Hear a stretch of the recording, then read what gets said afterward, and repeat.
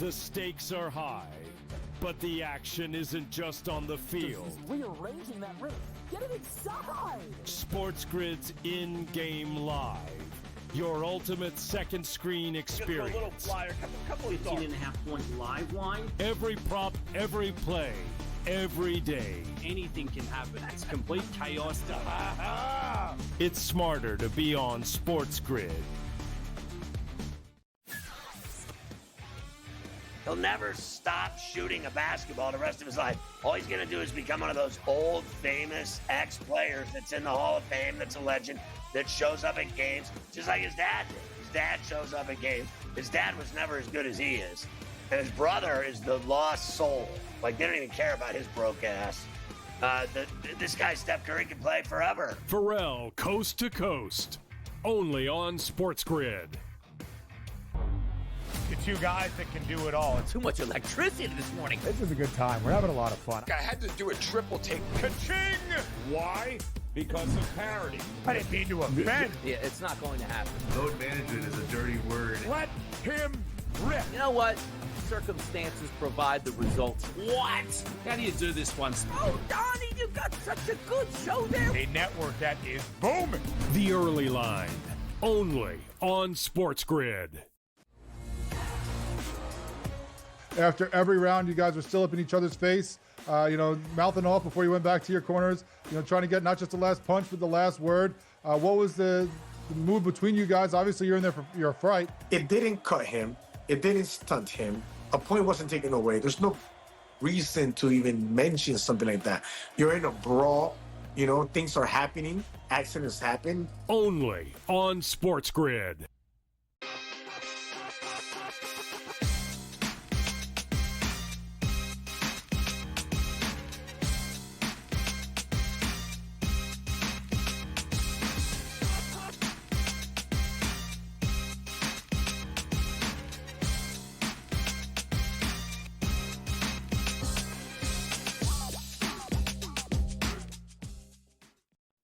All right, welcome in, and a very happy Wednesday to you now. April the 9th, it is Game Time Decisions here on the SportsGrid Network. I'm Joe Raineri, and let's get ready.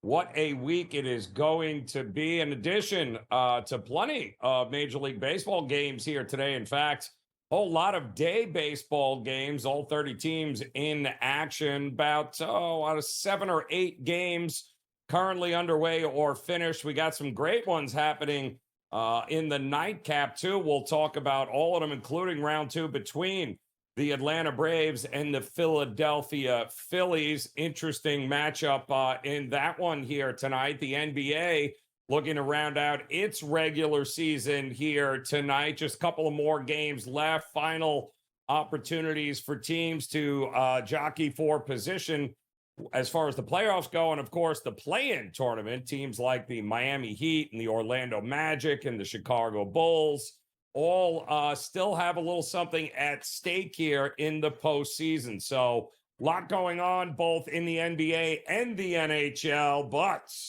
no shortage of headlines this week as we get ready for the 89th edition of the Masters on the PGA Tour. And there is nothing like it in the world of sports when we get to this time of year and we head to Augusta, and it begins what I think is a great stretch of golf here over the next 4 months, where you get a major every month as the world's greatest golfers all descending on Augusta National. And we want to dive in and we want to see if there's any way that we can cash a few tickets here in this tournament this week. And who better to help us do just that is the guy that's been giving out winners on this network for the last 6 months on the PGA Tour. He even wore his Masters green for you here tonight. The one and only Brady Cannon in the house, stepping in, Brady. And I mean, listen, no shortage of storylines heading into tomorrow here. Rory and Scotty Scheffler and the Live guys, and boy, oh boy, will somebody finally break through who hasn't been able to break through in years past here. It's the good news is, I guess, the weather looks like it's going to cooperate so far this week. Yeah, absolutely. Great to be with you, Joe, and kick off Masters Week. Obviously, less than 24 hours away from that first tee ball being hit at Augusta National Golf Club for the 89th edition. Like you say, Scotty and Rory at the top of the board. And yeah, it looks like we're going to have glorious weather. They had a little bit of rain early in the week, softened up the golf course a little bit. But you know how it is at Augusta National. They have such technology and sub-air systems under the ground there. They can suck that moisture right out. And with the rest of the week cooperating weather-wise, the forecast calling for temperatures in the high 60s, low 70s. Looks like the wind might blow a little bit on Friday, maybe up to 15 miles an hour. Nothing crazy, but a good little breeze to deal with for these players. But other than that, looking at 10 miles an hour or less, and sunny skies, partly cloudy. It ought to be terrific conditions. And I think the brass at Augusta and the greenskeeping crew will be able to get this course exactly like they want it, which is probably fairly firm and fairly fast. And that's exactly what we want too, right? No one of these rain delays and everything else. Let the best man win. So how are we approaching the betting markets in this one here? It's not often the chalk wins out a lot, at least the pre-tournament chalk. We usually get a pretty decent price for the winner of the Masters. But Scotty and Rory are not that kind of price here. They are truly the chalk of the bunch. But how far down the board do we go? What are you looking at here? Well, you make a couple of good points. It's typically the defending champion or the favorite does not win, but you don't travel much further down the board. The point is you don't get long shots. The last time we had a triple digit priced winner was 2011, Charles Schwartzel. I think the average price of the winner for the last 10 or 15 years or so has been in the neighborhood of like 35 to 1. So, I would say 40 or 50 is probably about where you want to go in terms of a threshold. Now, I took a couple of stabs at some long shots too. I put 3 guys in the hopper that are all at triple digits, just some pizza money on these guys. But, my 6 main bets that I made for an outright winner this week, they're anywhere from 16 to 60 to 1, all kind of in that, average window of about 30 to 1. And Joe, you can also, make a case for this golf tournament. It is one of the easier tournaments to predict, relatively speaking. It's not easy, but it's easier than when we have a field of 150 guys or something like that. The history here is very sticky. Guys that play well here tend to do so year after year after year. You also have 95 players in this field. A handful of which are repeat champions, returning champions that, are 60 some years old. You've got debutantes, guys that are here for the first time, haven't had one of those guys win the Masters since 1979. So, pretty soon you look at this field and I think realistically there's 30 or 40 guys that legitimately can win this. So, that gets pretty chalky when you limit it to just 30 or 40 guys at the top of the board. And it's probably going to go that way again, where Rory, Scotty, Brooks, Morikawa, Shane Lowry, Sepp Straka, you name it, we're probably going to get a major star coming out on top once again. Yeah, and we usually see also, Brady, that first round and that first day. It wouldn't shock anybody if a first round leader happened to be, a former champion. I mean, this course in this tournament, more so than any other major, it's all about experience, especially at this course. And we've seen over the last couple of years, just in the last decade, some really interesting names being that first round leader. But usually, if you're not within the top 10 after Thursday, you're not winning the tournament here, is what it appears. You're absolutely right, Joe. I think the stat is like the top 12, top 10, top 12, something like that. If you're not within that window after the very first round, your chances are slim and none. You've got to get out to a great start. I think the furthest back in the last 30 years was Tiger Woods was 33rd after the first round and ended up winning. And that was an absolute outlier. If you find yourself in that top 12, top 15, top 10, you're looking pretty good after the first day. To your point, absolutely, experience here is paramount. I mean, Fred Couples still gets it around here, made the cut a couple years ago at 60-some years old. You know, Phil Mickelson finished runner-up a couple years ago at 50-some years old. Justin Rose at 44 has played here literally 20 times, and still he's been first-round leader a couple times. So, yeah, you have to get out to a good start. Experience absolutely matters. Don't be surprised if we see one of these old guys find his way to the top of the leaderboard. It wasn't that long ago that Bernhard Langer was still contending at this championship. The other, thing is when we get to Sunday, you don't want to be more than 4 shots back of the lead, and typically the winner comes from the final pairing. So those are just some things to think about if you get involved in live wagering. You're not going to necessarily find a guy or find a winner that doesn't get off to a good start, and you're not going to find a winner that is way back come Sunday. You don't typically see a Sunday charge from more than 3 or 4 shots off the pace. Yeah, and I mean, that's some card. You got a nice mix of, current PGA guys, some of the Live Tour guys here. The bottom line is, I don't see Scotty Scheffler's name on your list there, Brady. What am I missing? No, defending champs typically don't do too well. In fact, they don't even typically finish top 10. And we know Scotty's been off the boil a little bit.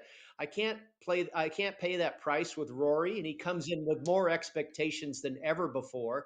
So I went with Rahm and Morikawa and Koepka. I think they can all get it done. And then a little bit longer shots, Fleetwood, Henley, and Hideki Matsuyama, who's done it before. And then, like I say, my 3 long bombs at triple digits, Justin Rose, Sergio Garcia, and Patrick Reed. We'll see if we can get one home.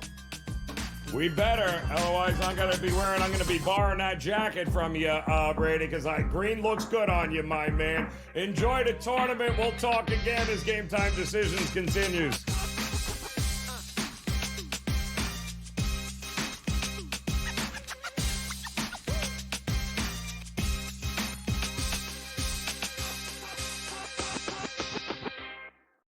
The game is on. The stakes are high. But the action isn't just on the field. He's rearranging that roof. Get it inside! SportsGrid's in-game live. Your ultimate second screen experience. A little flyer, couple 15.5-point live line. Every prop, every play, every day. Anything can happen. It's complete chaos. It's smarter to be on SportsGrid. I'm still optimistic eventually this will happen and they'll get it together. I mean, if Florida can get their act together, Sam, with the tribes, I believe that California can too. Would bring a lot of money to the tribes, which is also something they really care about. It's an $8 billion market. Conservatively, it could be even more when it legalizes. The sports books would be sharing revenue with the tribes, essentially doing all their operations and forking over a percentage directly to the tribes. Newswire. Only on SportsGrid. Florida won by 6. Houston won by 3. Florida won by 2 last night in the national championship game. Third fewest points of a total margin in a Final Four. The Final Four, both games were phenomenal right to the end. You watch the game on Monday night here in the national championship game, phenomenal all the way to the end. Sometimes just as a sports fan, as a non-gambler, that's all you can ask for, and that delivered in a big way. The early line. Only on SportsGrid. After every round, you guys were still up in each other's face, mouthing off before you went back to your corners, trying to get not just the last punch, but the last word. What was the move between you guys? Obviously, you're in there for your fright. It didn't cut him. It didn't stunt him. A point wasn't taken away. There's no reason to even mention something like that. You're in a brawl. Things are happening. Accidents happen. Only on SportsGrid.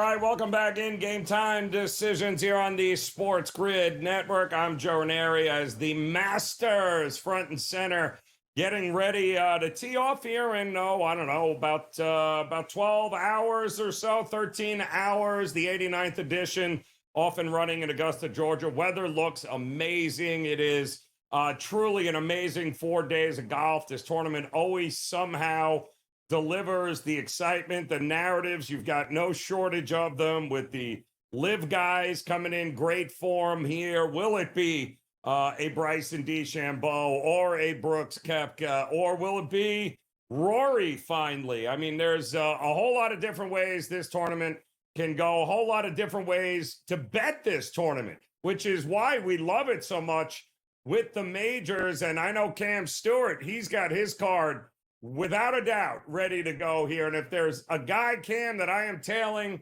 on first round leader, it is you, my friend. And there are some interesting names that we can go with on the first round leaderboard, especially for this tournament here. What are you looking at?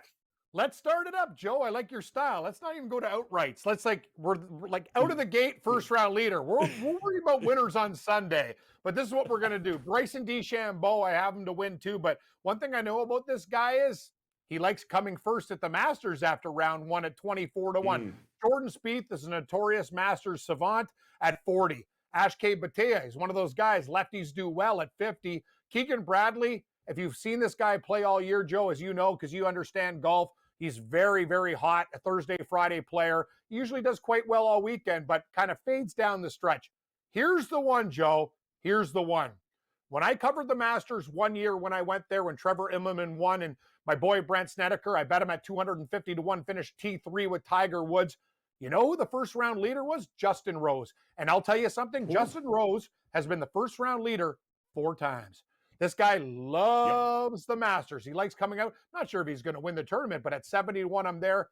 Billy Horschel, can we get some TGL swag at 90? And hey, Joe, you like corn eating contests? You like sharp teeth? Yes. You like guys on live that are doing well? Charles Schwartzel. This guy's won a green jacket before. He's playing good. You want to give me 110-1 for first round leader? I'm accepting. Let's rock. But I love Rose. Like I'm telling you, at 70-1, that price is unreal. 4-time first round leader. I love this. And I love, because to me, where the real money is here, Cam, is those first round leaders. We can also look, let's face it, top 5, top 10, although you're not going to retire by betting those markets with some guys. But they got to be on your card here, Cam. I mean, there's got to be some guys that are going to be automatic top 5, top 10, top 20 bets, no? We're doing more, Joe. We can't bet everybody, though, right? And a lot of people like Morikawa this week, but I'm thinking he's got to beat Scheffler. He's got to beat Rory, DeChambeau, Thomas. Like, there's so many great guys at the top, right? So Morikawa, the one problem with him is putting, and lag putting is very big at Augusta, as you know. So why don't I just take him for a top 10 at plus money at plus 130? A lot of golf people like Shane Lowry this week. I get it. He hits. Shane Lowry's a great ball striker, but he's one of those guys also, he can really get cold with the putter. So I'm looking at guys for top 10s with him. Great price at plus 240. Now, the top 20 market is something that we're going to smash, but I got a couple for you right now. Russell Henley is so consistent, Joe. A Georgia Bulldog. Wants Augusta. I'll take plus 125 at top 20. I see some guys told me at 140. I couldn't find that. I got 125. Corey Connors. You're the prime minister. Who's the Canadian? Well, a lot of people like Nick Taylor. A lot of people like other guys. Pendrith. I like Corey Connors. If you look at his track record at Augusta, top 10s galore, in contention, plus 135. And Sepp Straka, a lot of hipsters picks to win, but I do like him for a top 140. Another Georgia Bulldog, even though he's from Austria. And Kevin Yu at plus 110 for a top 40. This is a guy that a lot of the computer models liked. I've done a lot of shows this week, and maybe people have sold me on Kevin Yu, but he does check a lot of the boxes when you're talking about it. So these are guys. Joe, you know me. I don't know how many picks Brady had, but I could tell you, Brady's a more conservative guy. He's like, hey, honey, let's go to Harbor Town and stuff. Me, I go up to my girlfriend. I go, how about I smash 20 more picks, and if we win, we'll just go to the casino and we'll throw it away on slot machines. Corey Connors, top Canadian, plus 110. Schwartzel, who's he got to beat? He's got to beat Christian Bezuidenhout, and he's also playing great on the Live Tour. Plus 130 for top South African. I'm in. Nordic. Do we like to get cold? Hell, I lived in Yellowknife. Brr, brr. Ludwig Aberg is coming into this tournament. Not really hot, but plus 105, and the guys in his like the Hoygaards, like and Victor Hovland. I'm in at plus 105. Top lefty. Some guys are going with Phil. I'm going with a big fat Scott and Robert McIntyre. Hey, Joe, when I went to the tournament, it was the best. Faraday came into the room. He goes, I'm looking for a big fat Scotsman and not you. Yeah. I'm like, what? He goes, hey, it was some other guy who was looking for who worked for the BBC. I go, thanks, pal. I just met you and you're calling me fat. I have lost about 60 pounds since then. So he's good. And top lefty, senior. I don't care about Ozempic. I don't care what Phil's doing. He looks crazy, but everyone's like, what about Angel Cabrera? He's got jail swag. Yeah, man, got out of the clink and he's playing good. But you know what? I'll take Phil because he's actually playing well, and I don't mind. Hey, we lay 50 cents in some baseball games, Joe. I know we like plus money, but I like Phil. These head-to-head matchups, I'm all over this stuff. Xander Schauffele, I love over Hideki Matsuyama. I respect Brady big time. Joe, I also made a crazy play. I'm taking Hideki Matsuyama to miss the cut at 4-1. I have a feeling that something going on this week. It's just a vibe, and I love Will. Everyone loves Minwoo Lee. I'll take Will Zalatoris all day, plus 100 over Minwoo Lee. Those are my matchups outrights. I'll probably add more because you know me, Joe. I can't stop gambling. DeChambeau. He's a guy that I absolutely love this week. I know people are like, it has to be softer. He's 20. I got Xander Schauffele at 24. Who else do I like? I love Will Zalatoris at 55.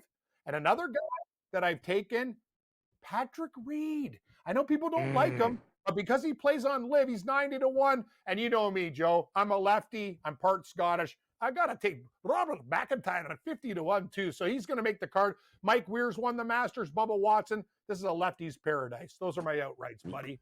Let's part. Bobby Mack in the house here. Love this, Cam. All right, we got more going on. Game Time Decisions. We'll talk more with Cam next here on the grid.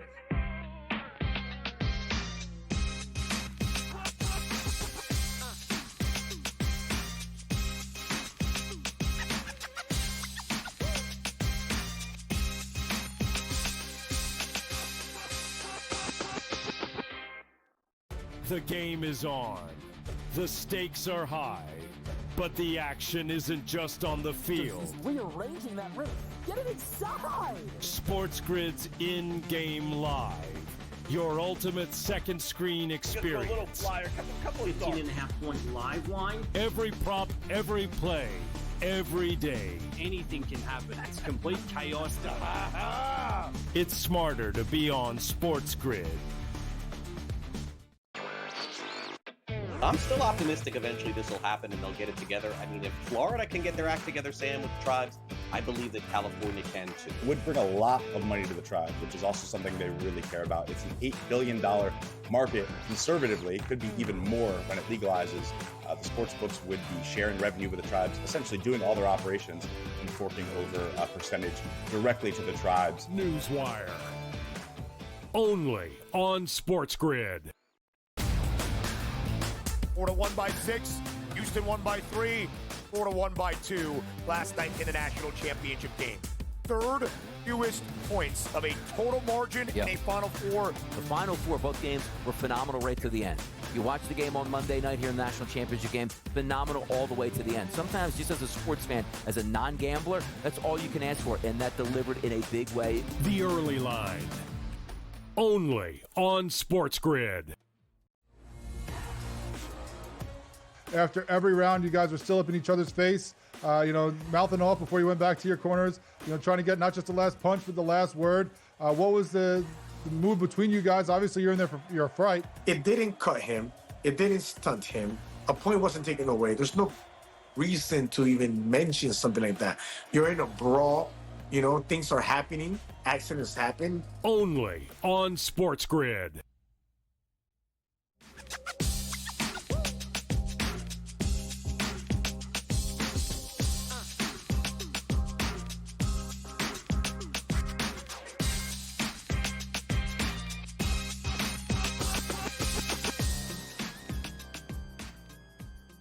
All right, welcome back in. Game Time Decisions here on the SportsGrid Network. We welcome back in our good friend Cam Stewart as we're getting ready, of course, for Masters Week. But we got A few other things going on around the sports landscape here, Cam, namely some Major League Baseball here. Oh, congrats on your $500 million man, by the way, in Toronto. I'm sure that's good for at least 3 World Series titles. In the meantime, can I bet them tonight to beat Boston is what I want to know, Cam. You're the best, Joe. Yes. But what about the pitcher we picked up? That kid, 10 innings, no earned runs like this. I'm like, what the hell's the Max Scherzer? It was hilarious. I'm at like a restaurant in Toronto, and my girlfriend used to be a writer. This guy covered the Blue Jays for like 30 years. He's actually Rich Griffin, shout out, in the Baseball Hall of Fame journalist in the United States and in Canada. He's in both Hall of Fame. He told me he went in there before we met him. Max Scherzer's on the computer working on stuff when they were playing the Orioles that week in Open. And then he went out there and got hurt like right away. And he was devastated. Like he told me, devastated. But I'll tell you, man, the fill-in guys for the Jays have been great. George Springer's on fire, Joe. Like he's never come out of the gate this hot. And I got to tell you, it could be dangerous tonight. Hawk, Jays can hit him. Gossman, either hit or miss, but I'm getting the Jays as a dog. I'm kind of doing it just because of the number, but they've been fantastic in this series. They took the first 2. I don't expect them to sweep, but I'm there. I'm taking the Blue Jays as a dog tonight. Joe, what was the final of that Oakland game? I'm praying I hit the under. Thank you. Sorry. I was doing so many master shows. I'm like, I'm finally going to take the under and smash it. Last night, it was over in the first inning. I'm like, okay, here we go. So, and they only had the A's had 2 hits, only 2 hits in that game, 2 runs, 12. The Padres left 1 million guys on base, but hey, listen, anything more than a run is showing off, but that's a good sweep there by the Padres getting it done. And that ballpark, Cam, is going to be a lot of overs, isn't it, here? Well, the thing is, Joe, Gabe and I talked about it every night. I'm like, the books are opening up 8s. I'm like, over, over, over.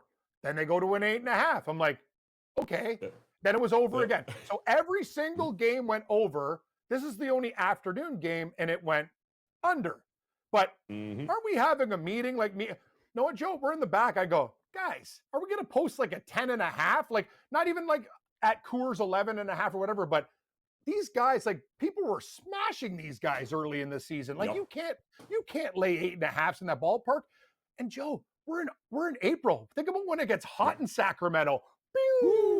I told you I played blackjack with a guy for the catcher of that team. He's like, yeah, we played last night. It was 15-11. I'm like I don't know what they're going to do when it was hot, but I'm telling you, hey, books, you guys better adjust because people are smashing you now. But I thought about today, maybe shadows, that was the only reason I kind of took the under. It's like, it's not going to go forever. Steve Merrill talks about catching a falling knife, and I did catch a falling knife today with the under, but let me tell you, that park is over city.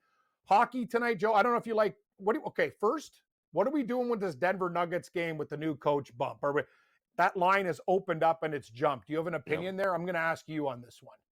Yeah, I'm on Sacramento already. So, really? I have no idea why anybody thinks somehow this is going to motivate the Denver Nuggets in any way, shape, or form. I don't see it. Not to mention, if I'm Denver at this point, I'm just kind of scratching my head going, what are we doing here 6 days before the postseason? Sacramento still got a little juice in the tank here. I think where there's smoke, there's fire, Cam, with Denver. Why?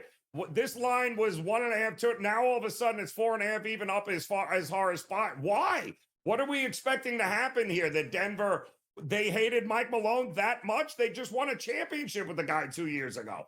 You're right. But the crazy thing about basketball, we talked about it. Everyone's thinking it's insane, but it was almost like a bump for these guys. Just anything that's different because it was so stagnant with them. And it's not right. The guy won a championship with them, but this is the way basketball is. Players run the shots. General manager hated it. There was just the whole Denver Nuggets thing was a mess. Hockey, Toronto, I'm going to take a shot against the Lightning tonight. Huge dogs at plus 165. Stolars versus Vasilevsky. They lost to Florida. Your Cats beat my Leafs last night, Joe. I'm going there. So that's what I'm going to do. And Edmonton has all their stars out. Small play on the St. Louis Blues at plus 100 tonight. That's what I'm doing. I got a lot of people on Calgary tonight, too. Are you in agreement over Anaheim?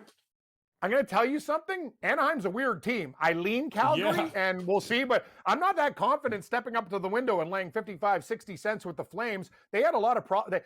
They're winning in the third period, but Anaheim is playing with house money, and that's a problem. Anaheim's already booked to Aruba. All righty, Cam, we love you, babe. Enjoy it. Game Time Decisions returns after this on the grid.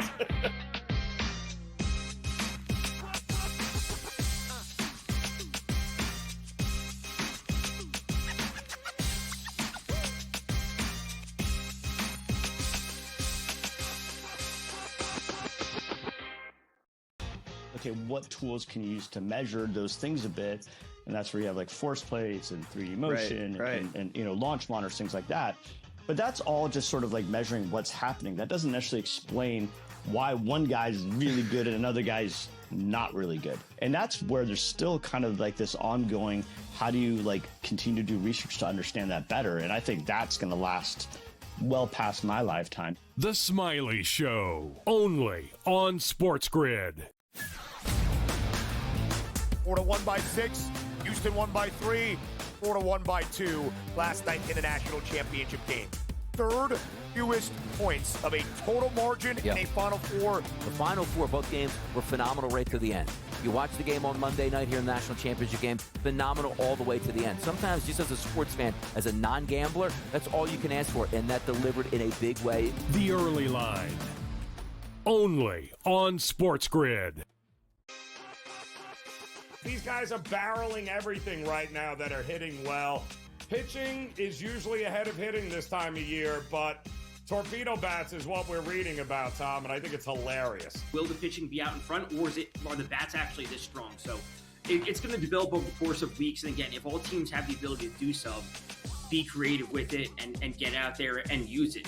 Game Time Decisions, only on SportsGrid. I'm still optimistic eventually this will happen and they'll get it together. I mean, if Florida can get their act together, Sam, with the tribes, I believe that California can too. Would bring a lot of money to the tribe, which is also something they really care about. It's an $8 billion market. Conservatively, could be even more when it legalizes. The sports books would be sharing revenue with the tribes, essentially doing all their operations and forking over a percentage directly to the tribes. Newswire, only on SportsGrid.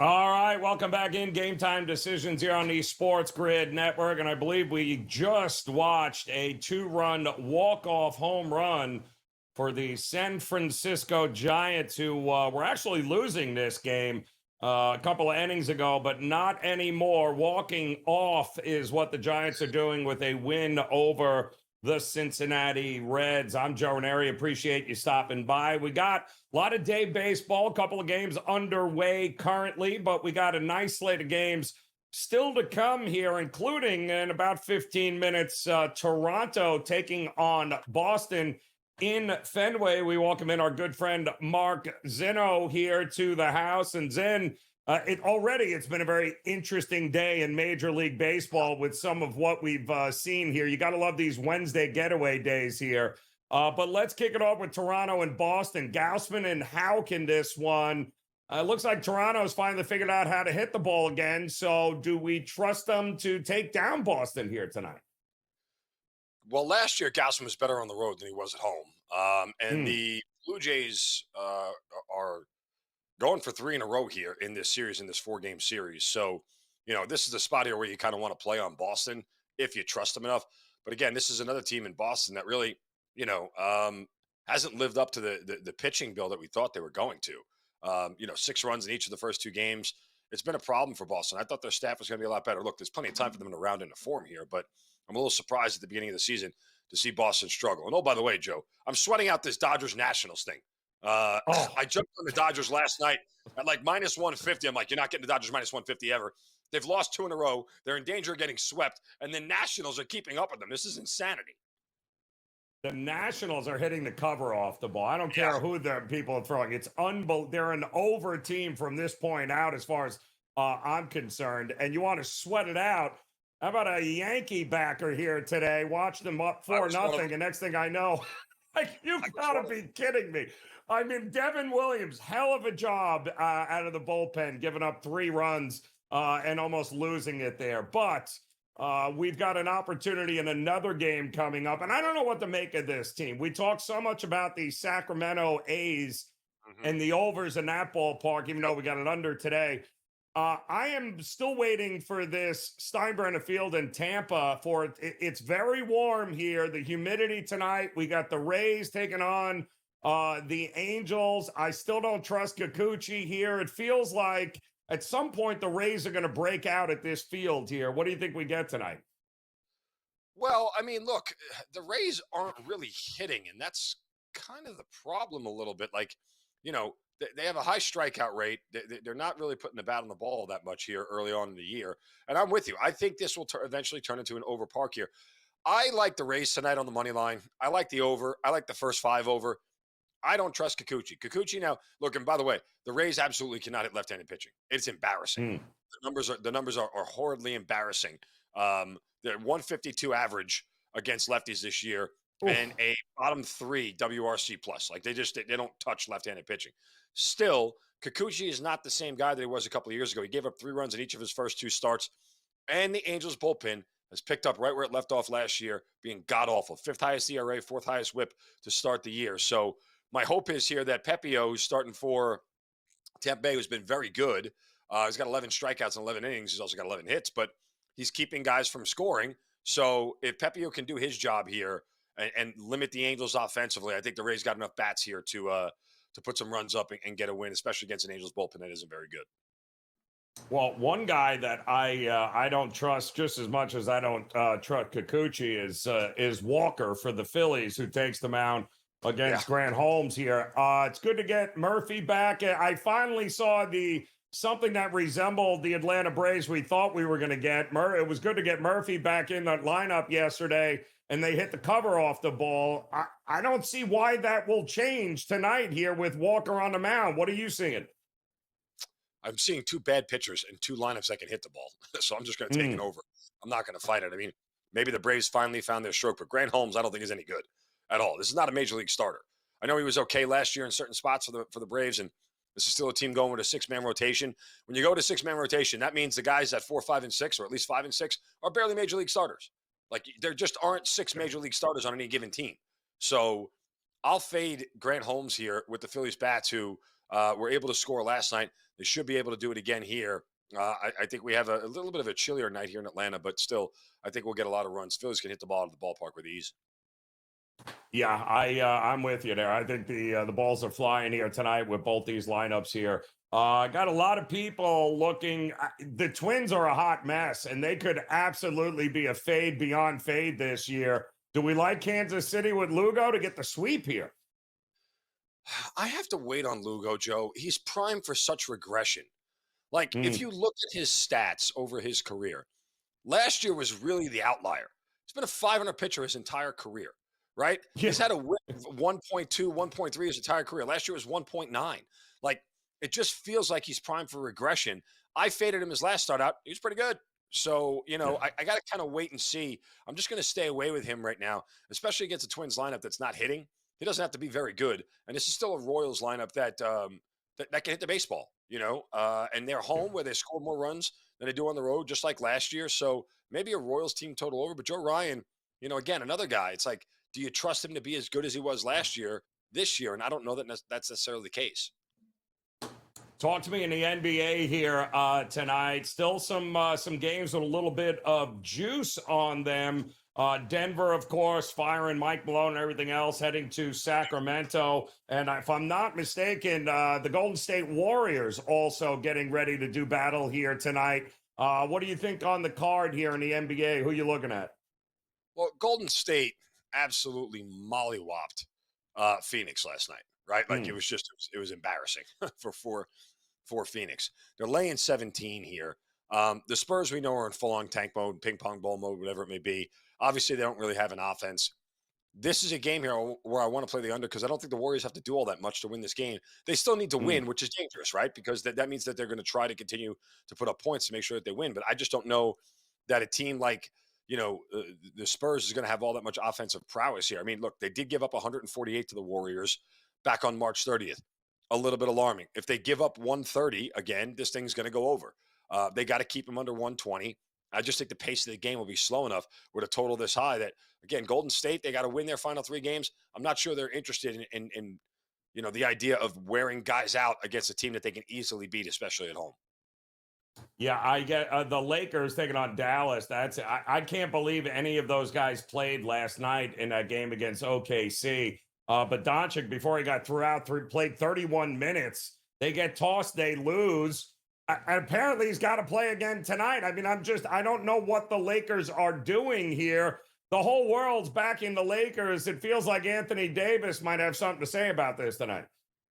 Yeah, I mean, it's Dallas or pass, obviously. When is going to be in the room. Look, it's just too much momentum here. I mean, for Dallas right now, and again, I don't know how much the players are like, we got to win this one. It's not like Luka wanted out or asked out or was a locker room cancer. He was just traded, Yep. So all the guys in that locker room are just like, yo, what happened? What did we do? So I don't know how much motivation that they'll have, but again, it's one of those things where I would just probably take Dallas or pass, and I'm probably going to pass. To me, it's all about those. Nobody thinks Sacramento's going to show up. Apparently, they're just going to give it to Denver, and nobody thinks Dallas is going to show up. I think it might be the other way around there. Zeno, we appreciate it as always here, brother. Feel better. Enjoy the game here tonight. We got much more to talk about. A full slate of NBA action. In fact, getting ready to go at the top of the hour. We'll talk about them all. Plus, more Masters talk as Game Time Decisions continues here on the Grid.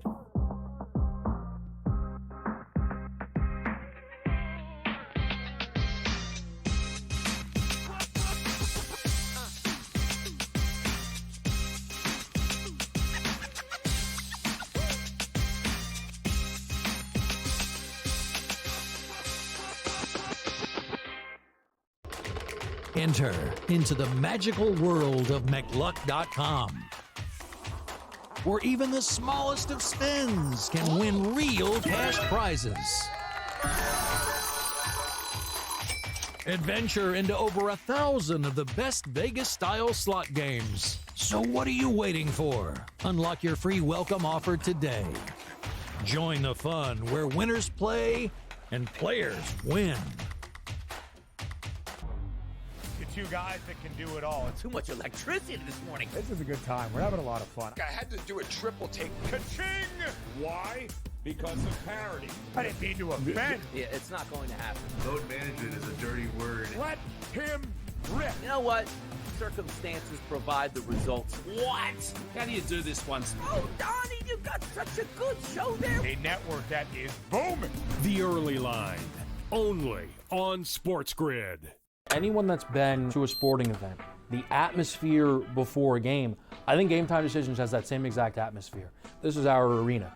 This is what we do. There is going to be an energy to Game Time Decisions that you will feel night in and night out. The excitement you get when you lock your bets in, when you're figuring out what you want to do, we can zone in on the biggest games each night. I want this to be the place that people come to before the games start so they feel as ready as possible to lock in their cards. We are going to hit every single one of those markets that you need to know about. We're going to go through every single thing, and I've got a great team behind me that's going to help me get the job done. There is not going to be a better place, I promise you, than Game Time Decisions to get that new information, react to it, and be able to then bet accordingly. We will have everything at our disposal, and we will use that to our advantage. I'm Kevin Walsh. Tune into Game Time Decisions from 6 to 8 p.m. Eastern on SportsGrid.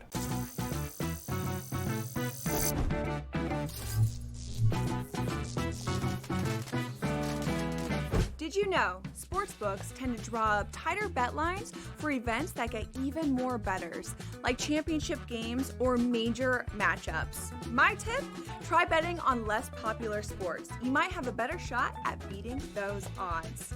Now, go get lucky.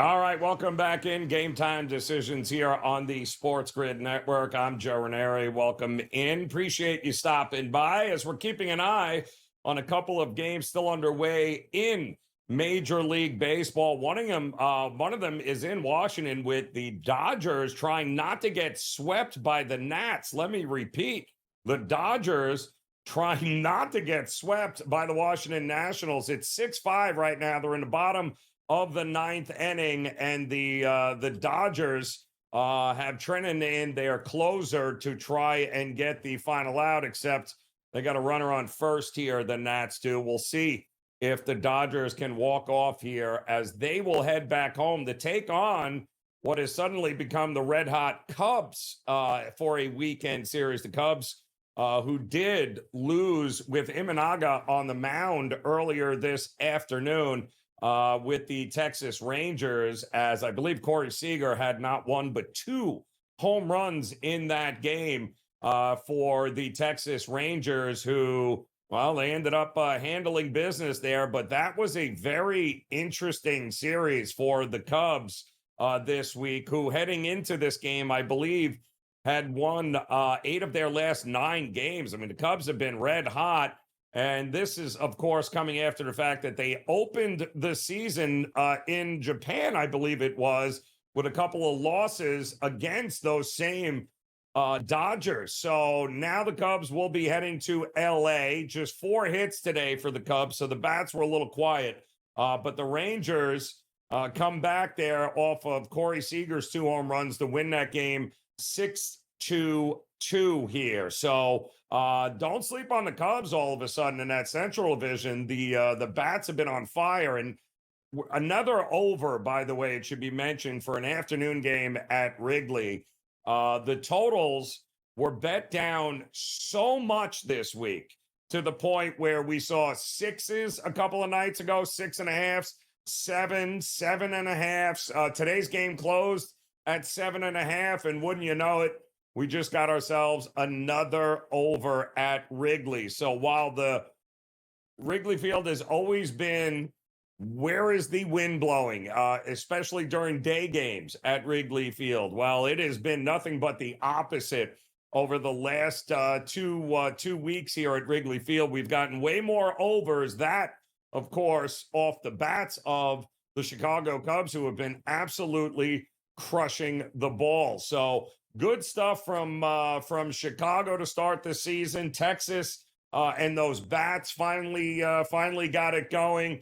And kudos to the New York Yankees also for not getting swept here today, even though they did their best, giving up a 4-0 lead heading into the bottom of the 9th inning, in which Devin Williams, their all-star closer, in which they went out in the offseason to get from the Milwaukee Brewers, if you recall, went out to get him, who we all know has been one of the best relievers in Major League Baseball in the National League. But he had a 4-0 lead heading into the 9th inning, and my goodness, they had to not only go back to the bullpen and get Leiter in, Mark Leiter Jr., to finally get the game's final out.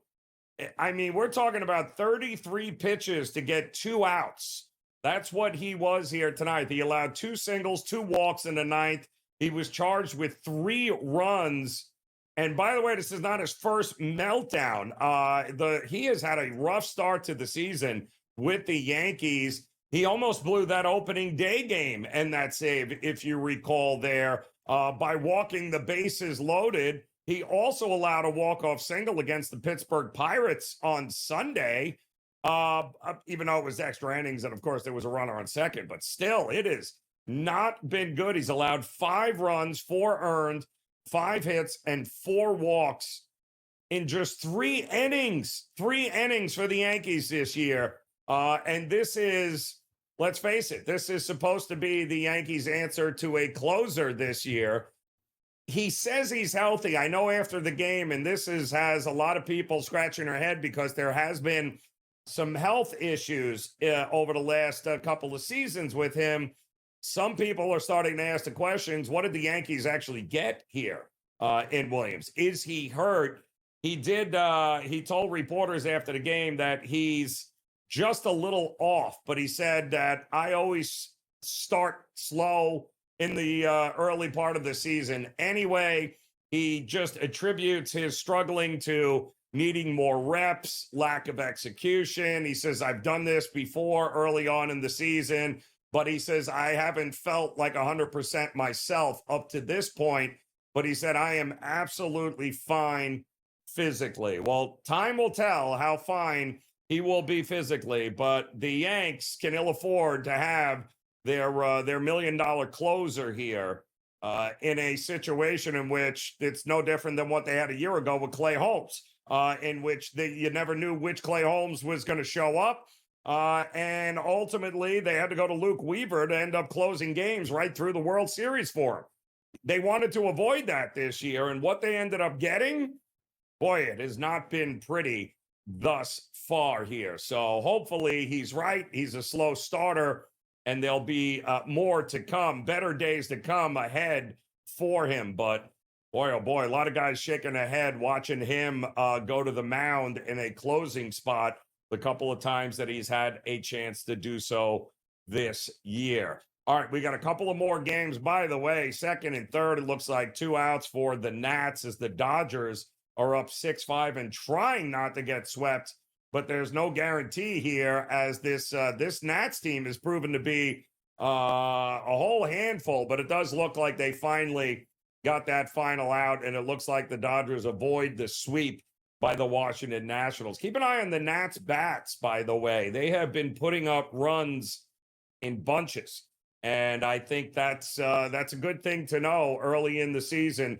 They got a lot of young guys on this Nats team, but they are scoring some runs here and putting the ball in play. Maybe a lot of overs in the near future for the Washington Nationals. We'll have an update here across the rest of the scoreboard as Game Time Decisions continues.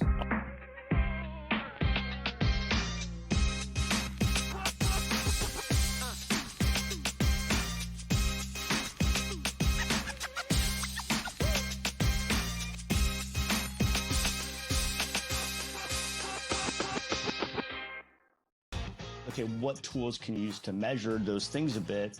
And that's where you have like force plates and 3D motion and you know, launch monitors, things like that.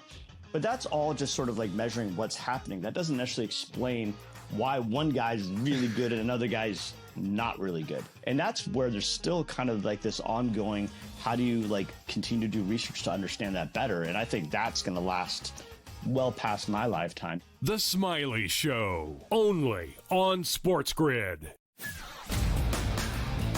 Florida won by 6. Houston won by 3. Florida won by 2 last night in the national championship game.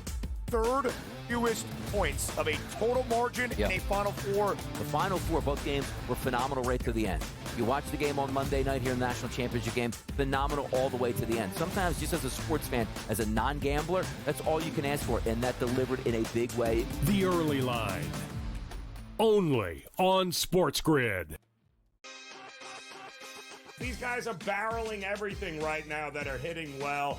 Pitching is usually ahead of hitting this time of year, but torpedo bats is what we're reading about, Tom, and I think it's hilarious. Will the pitching be out in front, or are the bats actually this strong? So it's going to develop over the course of weeks. And again, if all teams have the ability to do so, be creative with it and get out there and use it. Game Time Decisions, only on SportsGrid. I'm still optimistic eventually this will happen and they'll get it together. I mean, if Florida can get their act together, Sam, with the tribes, I believe that California can too. It would bring a lot of money to the tribes, which is also something they really care about. It's an $8 billion market. Conservatively, it could be even more when it legalizes. The sports books would be sharing revenue with the tribes, essentially doing all their operations and forking over a percentage directly to the tribes. Newswire, only on SportsGrid.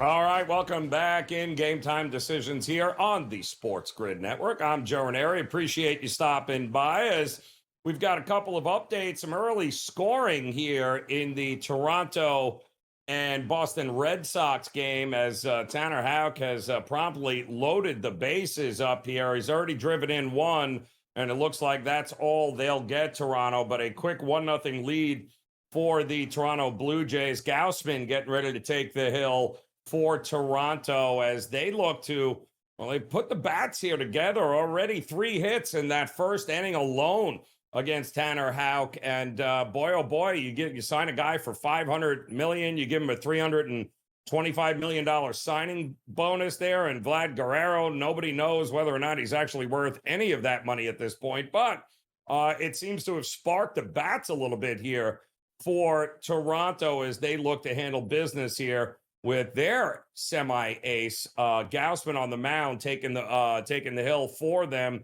at Fenway. Another cold night in Fenway. And also another meltdown situation right now happening in Seattle.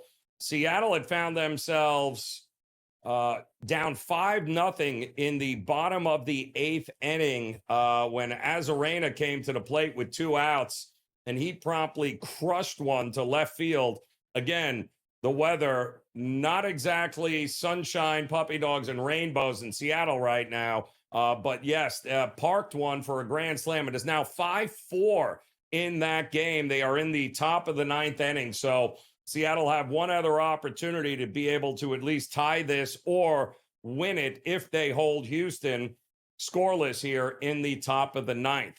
We are getting ready for the Angels taking on the Tampa Bay Rays, and I'm going to be honest with you. I did not see the Angels hitting the ball as well as they have been so far early in the season. They ended up almost melting the game away because of their awful bullpen last night, but they were able to hold on and get it done against the Tampa Bay Rays, who are just, I mean, my goodness, they are just not good at all. But the Angels, I mean, they're 7-3 right now over their first 10 games. They're 5-2 on the road heading into this game, which is the second of 3 in the series.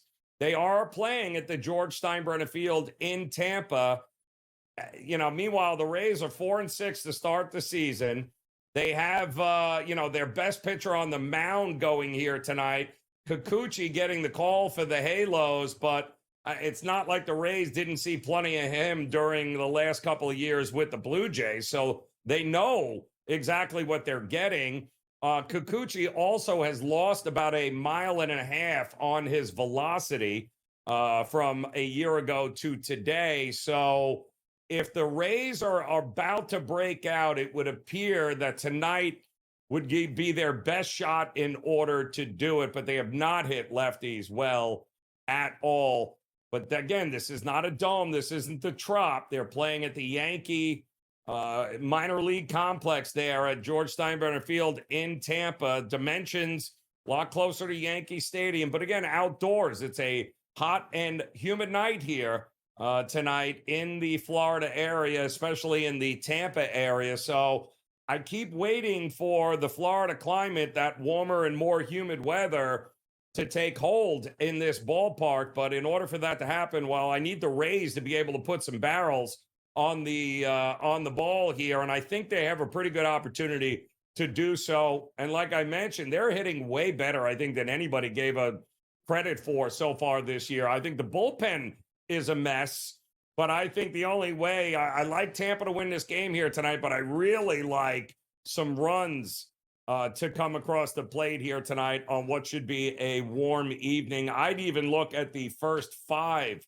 for the Tampa Bay Rays, because I definitely believe Tampa gets to Kikuchi first in this one here. So that game is getting ready to go here. First pitch in just a couple of minutes. And then, of course, the Twins and the Royals coming up this hour, as well as the Phillies and the Braves.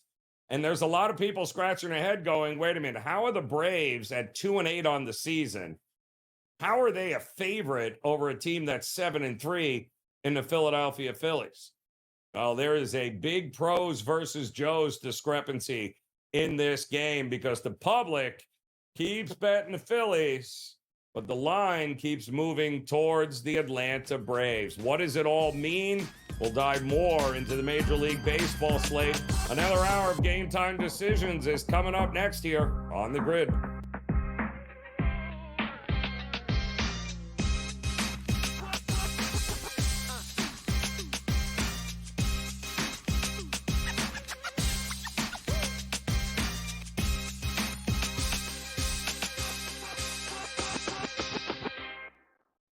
Okay, what tools can you use to measure those things a bit? And that's where you have like force plates and 3D motion and you know, launch monitors, things like that. But that's all just sort of like measuring what's happening. That doesn't necessarily explain why one guy's really good and another guy's not really good. And that's where there's still kind of like this ongoing, how do you like continue to do research to understand that better? And I think that's going to last well past my lifetime. The Smiley Show, only on SportsGrid. Florida won by 6, Houston won by 3, Florida won by 2 last night in the national championship game. Third fewest points of a total margin in a Final Four. The Final Four, both games were phenomenal right to the end. You watch the game on Monday night here in the national championship game, phenomenal all the way to the end. Sometimes just as a sports fan, as a non-gambler, that's all you can ask for, and that delivered in a big way. The early line, only on SportsGrid. These guys are barreling everything right now that are hitting well. Pitching is usually ahead of hitting this time of year, but torpedo bats is what we're reading about, Tom, and I think it's hilarious. Will the pitching be out in front, or are the bats actually this strong? So it's going to develop over the course of weeks. And again, if all teams have the ability to do so, be creative with it and get out there and use it. Game Time Decisions, only on SportsGrid. I'm still optimistic eventually this will happen and they'll get it together. I mean, if Florida can get their act together, Sam, with the Tribes, I believe that California can too. It would bring a lot of money to the Tribes, which is also something they really care about. It's an $8 billion market. Conservatively, it could be even more when it legalizes. The sports books would be sharing revenue with the Tribes, essentially doing all their operations and forking over a percentage directly to the Tribes. Newswire, only on SportsGrid.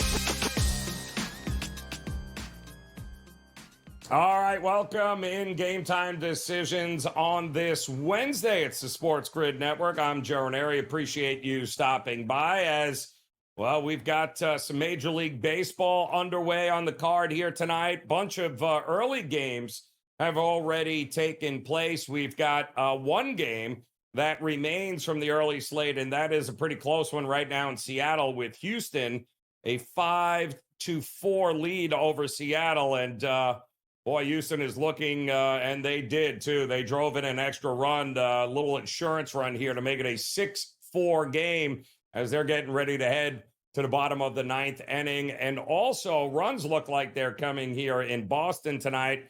That game just underway. Toronto loaded the bases up early, right off the bat, top of the first inning against Tanner Houck. And what happened? Well, they were only able to get one run. They did get 3 hits in that top of the first, and Gausman on the mound for Toronto seems to be throwing batting practice himself in this one, as didn't take Boston that long to be able to tie this one up 1-1 right now in the bottom of the first. We've got other games getting ready to go as well, with the Angels, surprising Angels, in fact, getting ready to take on the Tampa Bay Rays at Steinbrenner Field. And again, you're looking at an Angels team that starting the year off at 7-3. How many of you had the Angels starting the year at 7-3 after the 10 games? They're also 5-2 on the road. Did not see this coming, although we all know in a 162-game season, the bullpen that we saw last night, which almost completely blew the game for them, yeah, that's not a very good bullpen at all. But kudos to them for putting enough runs on the board to be able to get themselves to a 7-3 record. They are getting ready to take on Tampa in Steinbrenner Field there in Tampa Bay outdoors. And Kikuchi going for the Angels here tonight. The game of the night, though, is going to be this round 2 battle we've got here with the Philadelphia Phillies, who are taking on the Atlanta Braves in Atlanta. And what makes this one so much fun is the fact that, well, Atlanta last night gets Sean Murphy back, who had a rib problem, started the first couple of weeks of the season not playing with the team as he was rehabbing. But boy, oh boy, he comes back in the lineup last night. And finally, this team that's sitting at what? That's won 2 games, the 2-8 Atlanta Braves. All of a sudden last night with Sean Murphy, boy, they picked up a little bit of steam and got it going. And don't forget who was on the mound last night. They had Chris Sale on the mound. And boy, he kind of got chased, gave up a certain amount of runs last night as Philadelphia. And we know the bats of Philly alive and well. Castellanos was crushing the ball last night. Remuto has been crushing the ball. Harper, they've been doing well. And everyone thought for sure, well, Atlanta at home. Can they? Will they? Well, yeah, they did. They did put up some runs last night, but it wasn't enough because finally the Atlanta Braves and those bats got it going. But Schwarber had a big night last night. But Michael Harris, and you go down the lineup for them last night. Olsen got into it. Riley got into it. And Harris setting the table up at the top. And then you mix in finally with Murphy behind the plate, getting a couple of barrels out there. The bats woke up, and that is why we have been waiting for the Atlanta Braves here and not putting a whole lot into their 2-8 record. Those 8 losses, most of that is because, A, they still don't have Ronald Acuna Jr., but the bats just weren't there. And I think getting old, reliable Murphy back in that lineup and getting it done last night, I think that is a great sign for the Atlanta Braves, which is why they're sending a spot starter here in Grant Holmes out of the bullpen to start this one tonight. He's only made 1 start and 1 relief appearance so far this year, and one of them, I believe, was against the Dodgers. But he's going to go up against Taijuan Walker, who, if we're all being honest here, he is not good. And the Atlanta Braves know him very, very well here. He only gave up 3 hits and a walk. He did strike out 4 in his, I believe, in his only appearance so far this year. But you cannot compare this Atlanta team to what he ended up doing there in that opening game. So especially over the Colorado Rockies, who can't hit water if they fell out of a boat. The public seems to be all over Philadelphia to bounce back in this one, but the line keeps moving towards Atlanta. This is a big pros versus Joes game. I do like Atlanta. I think hitting is contagious. I think this Atlanta team has underperformed. I think the fact that Philadelphia is not a favorite in this game tells you everything you need to know about what the market thinks of Walker. And yeah, the bats for Atlanta, they start hitting at home. I think they are more than capable in order to be able to get it done here tonight against the Philadelphia Phillies. So I agree with the market and where they put Atlanta at this -130, -140 mark. Also, we talked to our good friend Mark Zinno last hour. He likes the over in this game. 2 spot starters, so to speak. I think Walker is just a below average arm. I think Holmes is ultimately a middle reliever, a guy that'll chew up a whole lot of innings in the 4th through the 7th inning kind of situation. But he's proven even last year, even into the playoffs, that he is more than capable of being able to hold the fort down until they can get a little healthier, certainly with the starting pitching. So I do like the over with Mark Zinno in here. It just feels like the way these 2 lineups have been swinging the bat, especially Atlanta last night, we could absolutely be in for a fun one here. And that one is coming up in just about 10 minutes here in Truist Park in Atlanta. Get ready for the Royals, too, looking to impose their will in the Central Division as they're getting ready to take on the Minnesota Twins. Seth Lugo on the mound here, taking on Joe Ryan. And listen, anybody that has watched the Twins at all this year, there is something not right with this Twins team. We have heard rumors that the team is up for sale, that ownership not necessarily investing anymore, looking to sell the team. It looks like there is just not a whole lot of camaraderie on this field right now or in this dugout. They can't hit the ball. They committed, I believe, alone last night, they committed 3 errors to help Kansas City eventually take a 2-1 victory at home. They have kind of owned the Minnesota Twins, and this is dating back to last year. And it's just not getting better for Minnesota. I mean, Rocco Baldelli, the manager here, keeps trying to tell us, oh, there's a lot of baseball left. Body language says a lot. And right now, this Minnesota team, they're not good. They're not good at all. And Kansas City has always been better at home, even last year, than they have been on the road. And Lugo has been there and done this before, just when you're going, oh, I got to fade him. There's no way he can have another quality start here. Well, guess what? He doesn't have to be great in order to limit this Minnesota lineup. So it looks like a lot of love for Minnesota tonight in the market.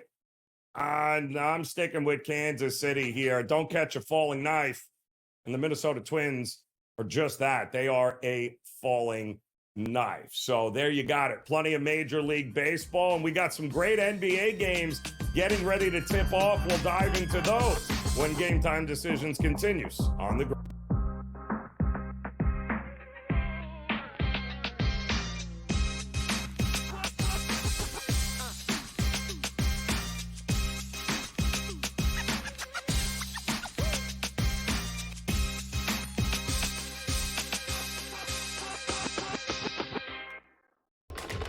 Enter into the magical world of McLuck.com, where even the smallest of spins can win real cash prizes. Adventure into over 1,000 of the best Vegas-style slot games. So what are you waiting for? Unlock your free welcome offer today. Join the fun where winners play and players win. Two guys that can do it all. Too much electricity this morning. This is a good time. We're having a lot of fun. I had to do a triple take. Ka-ching! Why?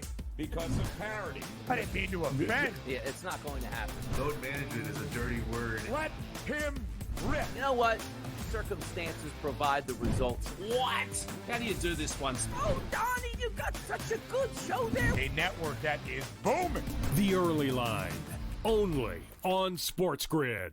Anyone that's been to a sporting event, the atmosphere before a game, I think Game Time Decisions has that same exact atmosphere. This is our arena. This is what we do. There is going to be an energy to Game Time Decisions that you will feel night in and night out. The excitement you get when you lock your bets in, when you're figuring out what you want to do, we can zone in on the biggest games each night. I want this to be the place that people come to before the games start so they feel as ready as possible to lock in their cards. We are going to hit every single one of those markets that you need to know about. We're gonna go through every single thing, and I've got a great team behind me that's gonna help me get the job done. There is not gonna be a better place, I promise you, than Game Time Decisions to get that new information, react to it, and be able to then bet accordingly. We will have everything at our disposal, and we will use that to our advantage. I'm Kevin Walsh. Tune into Game Time Decisions from 6 to 8 p.m. Eastern on SportsGrid.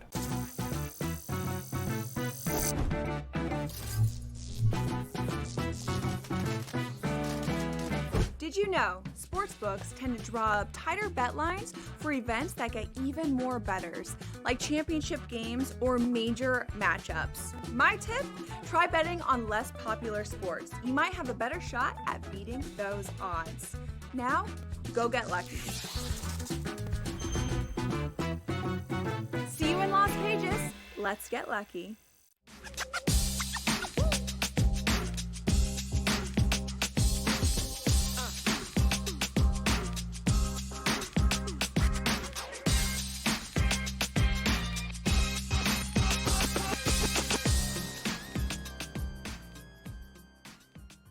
All right, welcome back in. Game Time Decisions here on the Sports Grid Network. I'm Joe Raineri. A happy Wednesday to you as we had plenty of day baseball on our minds here today. A couple of games just getting underway here with Tampa and the Angels. And the Angels, I told you, don't sleep on this lineup. They already have the bases loaded, and it looks like 1 out in that top of the first inning, looking to get right on the board quickly against the Tampa Bay Rays.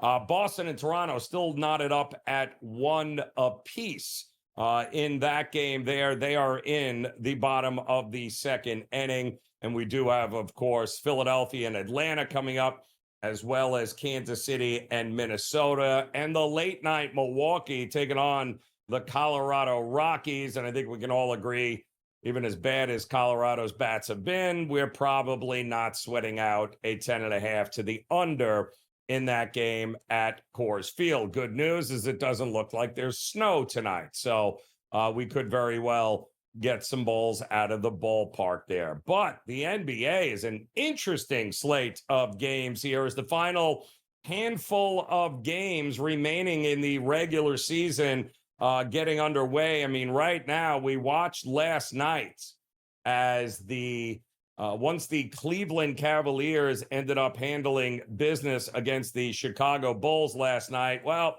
the Boston Celtics, who happen to have been playing the New York Knicks, well, they knew at that point they were locked into the number 2 seed, but that didn't stop them from coming back against the Knicks and winning that game in overtime. But tonight, well, they're taking on the Orlando Magic, who, let's face it, still have a little something to play for here. The Orlando Magic are trying to solidify themselves as that number 1 team in the play-in situation there as a number 6 seed.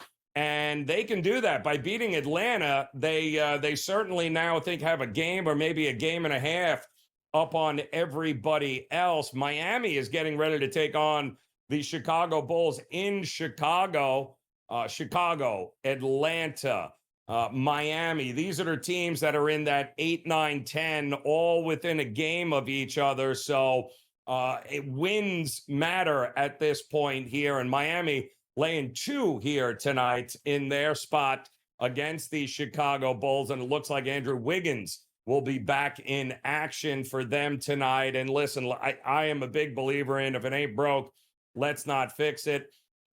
This total was artificially low because we weren't sure who might be sitting or playing. But it looks like everyone is going for Chicago. It looks like Miami will have their full complement. I ended up betting the Miami team total over 113.5.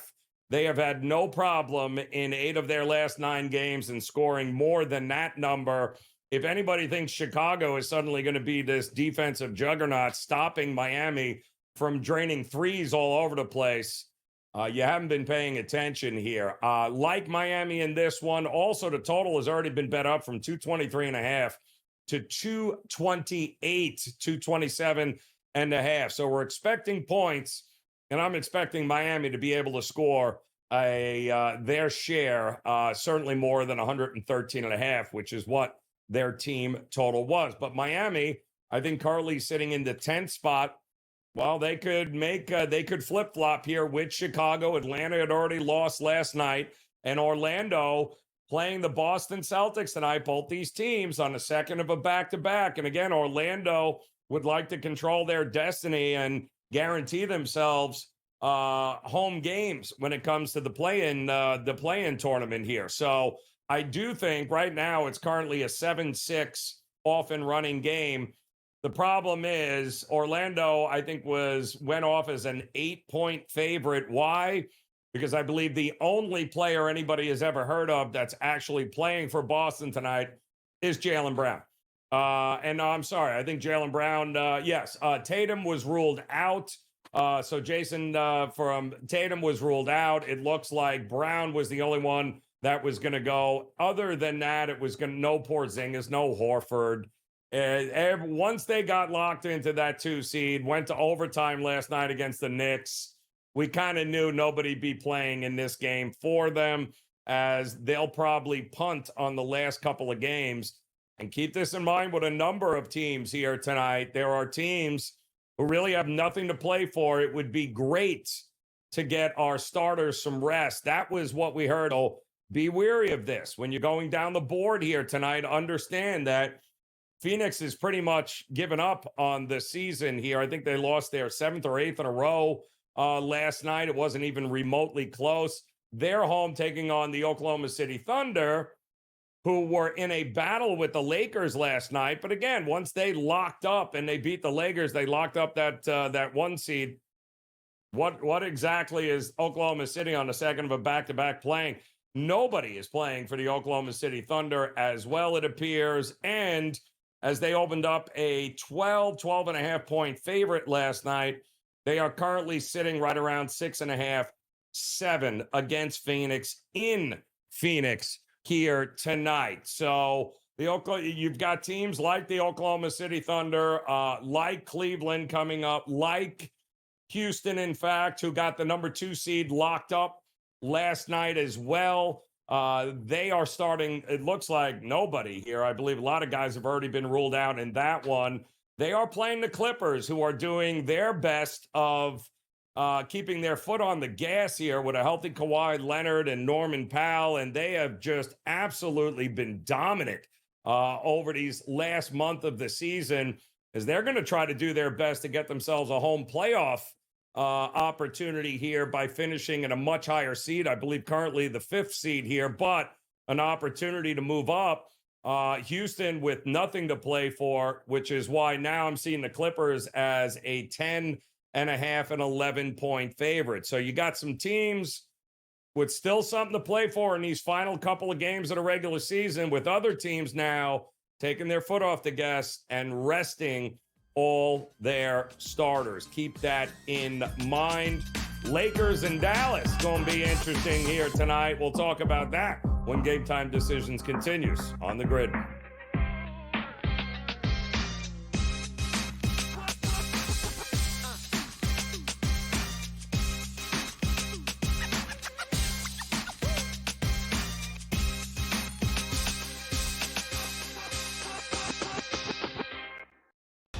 Okay, what tools can you use to measure those things a bit? And that's where you have like force plates and 3D motion and you know, launch monitors, things like that. But that's all just sort of like measuring what's happening. That doesn't necessarily explain why one guy's really good and another guy's not really good. And that's where there's still kind of like this ongoing, how do you like continue to do research to understand that better? And I think that's going to last well past my lifetime. The Smiley Show, only on SportsGrid. Florida won by 6. Houston won by 3. Florida won by 2 last night in the national championship game. 3rd fewest points of a total margin in a Final Four. The Final Four, both games were phenomenal right to the end. You watch the game on Monday night here in the national championship game, phenomenal all the way to the end. Sometimes just as a sports fan, as a non-gambler, that's all you can ask for, and that delivered in a big way. The Early Line, only on SportsGrid. These guys are barreling everything right now that are hitting well.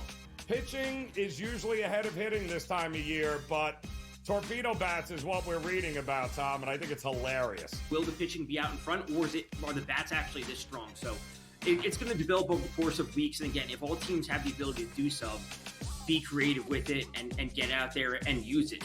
Game Time Decisions, only on SportsGrid.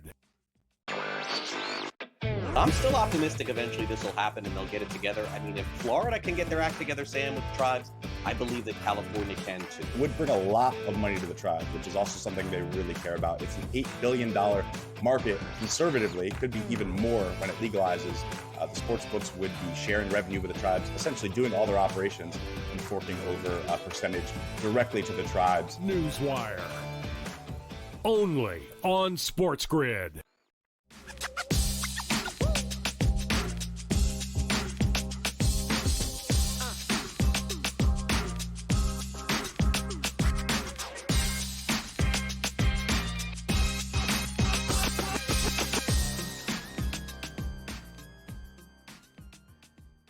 All right, welcome back in, and you are not going to believe it here. It is a walk-off bases loaded walk in Seattle that has now given the Mariners the victory 7-6 over the Houston Astros. Oh my goodness. Randy Arozarena, who hit the grand slam in the bottom of the eighth to make it a 5-4 game, only for the bullpen of Seattle to give up an extra run in the top of the ninth to make it 6-4.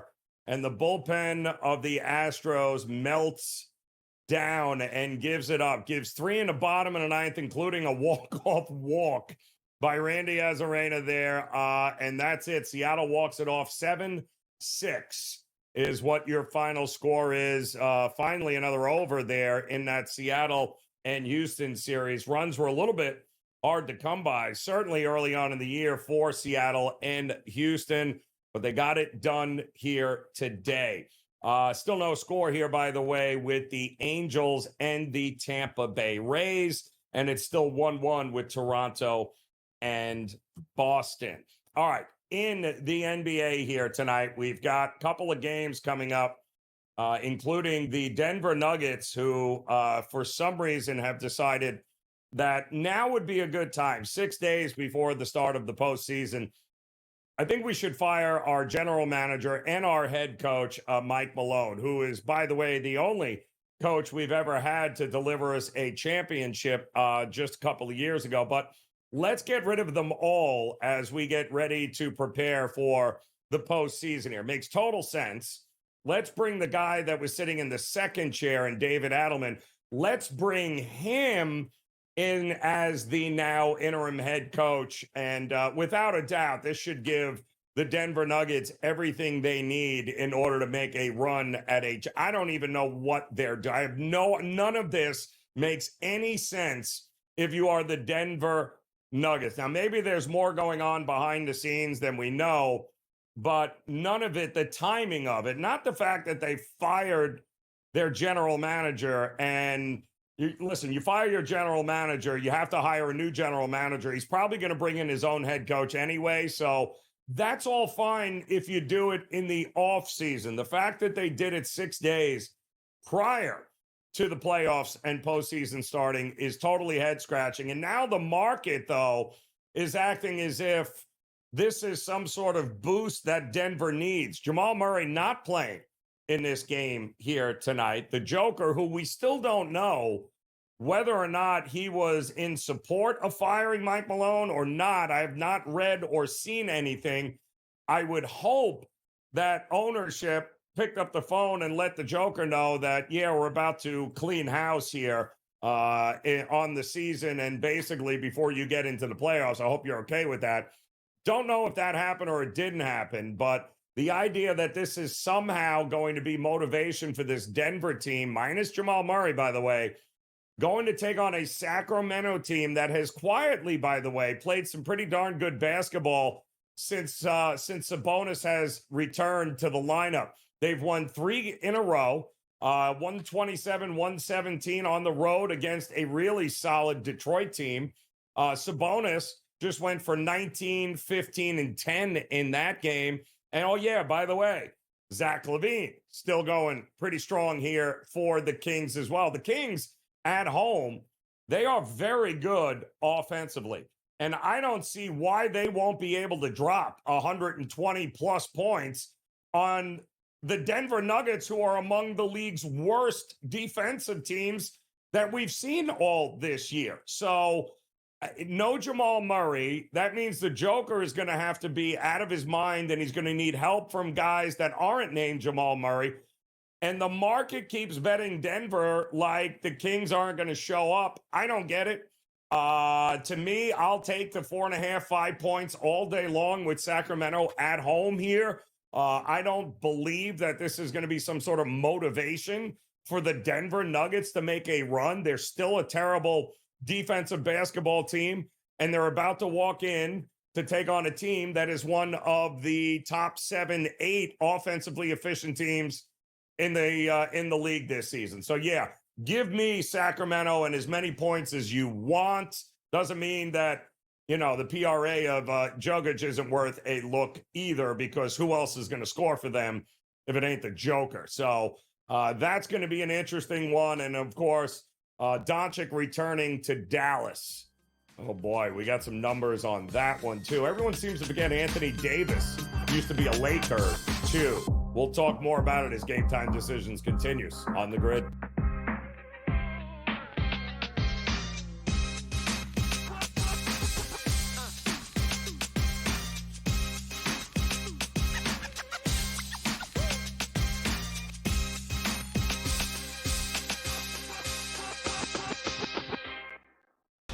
Okay, what tools can you use to measure those things a bit? And that's where you have like force plates and 3D motion and you know, launch monitors, things like that. But that's all just sort of like measuring what's happening. That doesn't necessarily explain why one guy's really good and another guy's not really good. And that's where there's still kind of like this ongoing, how do you like continue to do research to understand that better? And I think that's going to last well past my lifetime. The Smiley Show, only on SportsGrid. Florida won by 6. Houston won by 3. Florida won by 2 last night in the national championship game. Third fewest points of a total margin in a Final Four. The Final Four, both games were phenomenal right to the end. You watch the game on Monday night here in the national championship game, phenomenal all the way to the end. Sometimes just as a sports fan, as a non-gambler, that's all you can ask for, and that delivered in a big way. The Early Line, only on SportsGrid.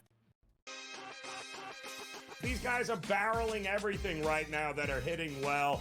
Pitching is usually ahead of hitting this time of year, but torpedo bats is what we're reading about, Tom, and I think it's hilarious. Will the pitching be out in front, or are the bats actually this strong? So it's going to develop over the course of weeks. And again, if all teams have the ability to do so, be creative with it and get out there and use it. Game Time Decisions, only on SportsGrid. I'm still optimistic eventually this will happen and they'll get it together. I mean, if Florida can get their act together, Sam, with the tribes, I believe that California can too. Would bring a lot of money to the tribes, which is also something they really care about. It's an $8 billion market. Conservatively, it could be even more when it legalizes.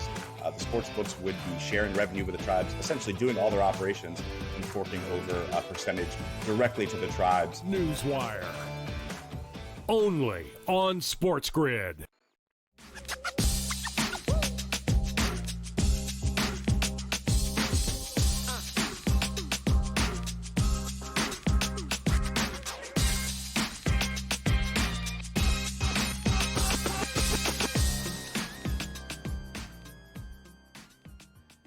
All right, welcome back in Game Time Decisions here on the SportsGrid Network. I'm Joe Raineri, and we're off and running here on some of these late afternoon, early evening games in Major League Baseball here. Tampa Bay out in front, 4-1 now, top of the second. So that's Steinbrenner Field on a hot, humid night. Looks like it's paying dividends for a possible over in that game. Minnesota and Kansas City just about to get underway. Also, we got some pretty interesting NHL games going on here tonight as we welcome in our good friend George Kurtz, and one of them is underway here already. Kurtz, you're keeping an eye on. Toronto came down to my neck of the woods last night. The Panthers disposed of them. They looked much more like the Florida Panthers we all know last night than what we had been getting over the last couple of weeks. But now Toronto had to hit the road and go take on the Tampa Bay Lightning.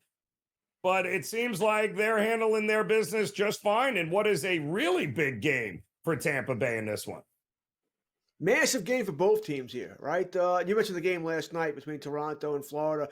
All these teams, all three teams are battling for first, second, and third in the Atlantic, right?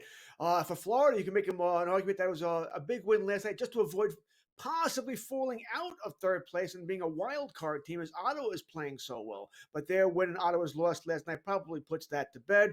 Tampa with the win tonight could have tied Toronto in points, all right, for first place in the division. So a massive game tonight. No Jake Gensel tonight. He's waiting the birth of his child, so he's going to miss the game.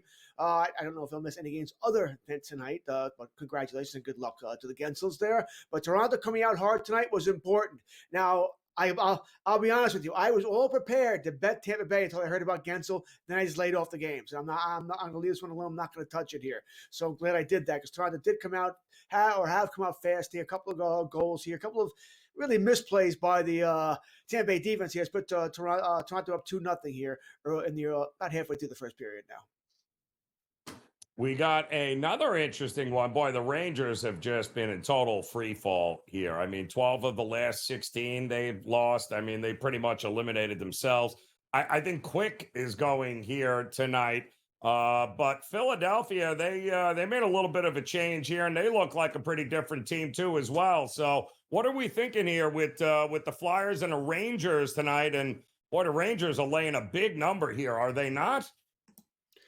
That's a massive number for a team that looks like they may not care, right? They may not care. Yeah, that's a massive number. I'm not Tortorella's fault, by the way, for what happened with the Flyers here. But I think once you let go of a coach like Tortorella, there is a sigh of relief, right? Because you don't have the taskmaster there anymore. Maybe you relax a little bit. Tortorella is sort of like that. In baseball, maybe Buck Showalter be that guy. He gets you to a certain place, and then, you need to move on to a more, I don't want to say player-friendly guy, but a more normal guy. Not the Mike Keenan, not the John Tortorella types of the world here. That being said, I don't trust this game at all here. Except the Rangers actually played a decent game. I know the final score didn't look like it, but they lost 5-1 here, but they played a decent game against the Tampa Bay Lightning. But I'm not taking the Rangers at that price. Either I'm taking the Flyers, or I'm leaving it alone and going on to the next game. So it's interesting.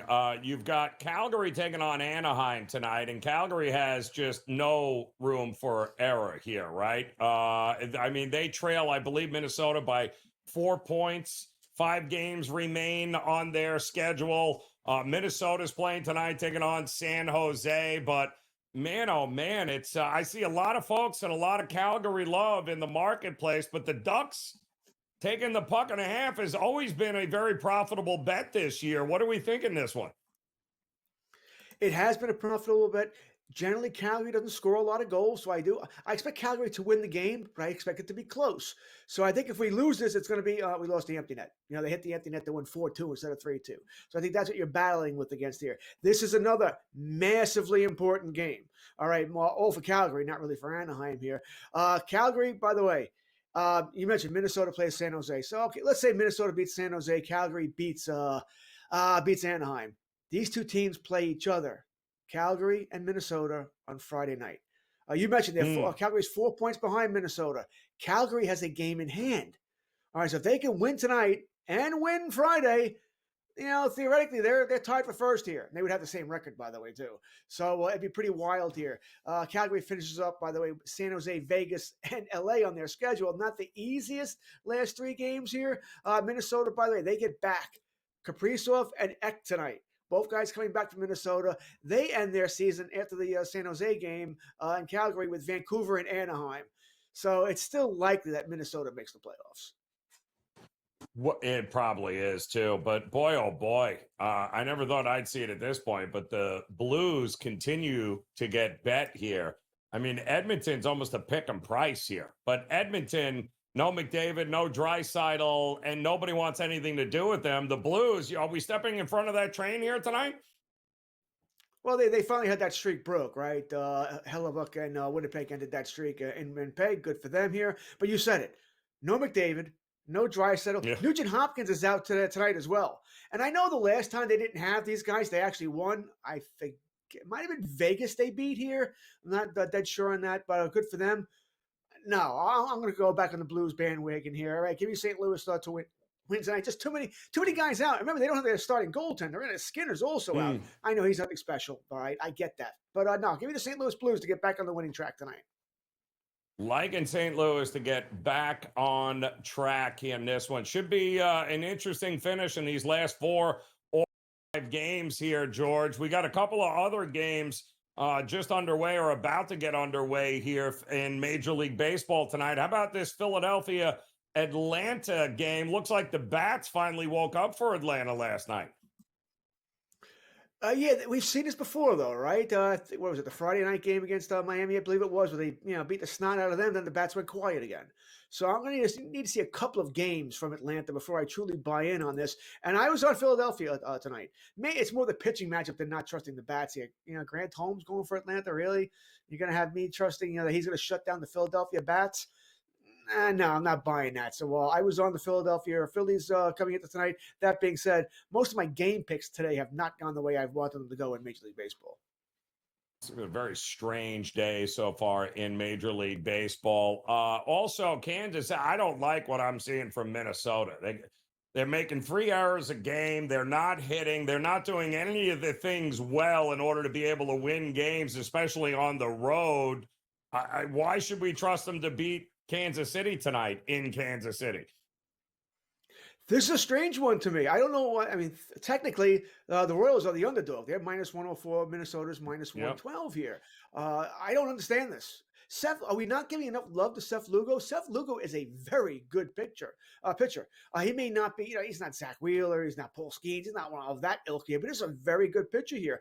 I like Joe Ryan. I like him. All right. Good, solid pitcher, but I don't know why this is where the spread is the way it is here. I like the Royals here. I like the Royals a lot here. Kind of like the under as well because it's plus money, plus 100, so it's even money there. So I like the Royals and the under in this kind of. It's a close game here, but Minnesota doesn't score runs, and like I said, they don't look like they left spring training yet. Give me the Royals and the under. Yeah, it's very, very strange what's happening with this Minnesota organization here. You also have a late game tonight in Colorado there, Milwaukee and Colorado. Colorado, can they score enough runs to help this thing get up and over 10.5 is my question. That is the question, because I'm going to go with the over. All right, there you got two pitching staffs that aren't very good here. Alexander and Senzatella. I mean, I'm going to go. I don't feel awesome about it. We're like, oh my God, let's really hit it. But I'm going to hit the over in this contest, 10.5. I just think the staffs, the starters are bad. The bullpen's bad. Colorado had to start hitting a little bit here. I don't need them to score 7 runs. Just give me 4. I think Milwaukee will take care of the rest. So I actually do think Milwaukee wins the game as well. I just haven't been comfortable right now laying minus 142 with Alexander and that bullpen. But hey, with the next hour, I might feel a lot better about it. Yeah, well, we're going to find out for sure there. Are you comfortable with Devin Williams closing games for the Yankees? Okay, don't answer that question. George Kurtz, always a pleasure. Game Time Decisions continues here on the grid.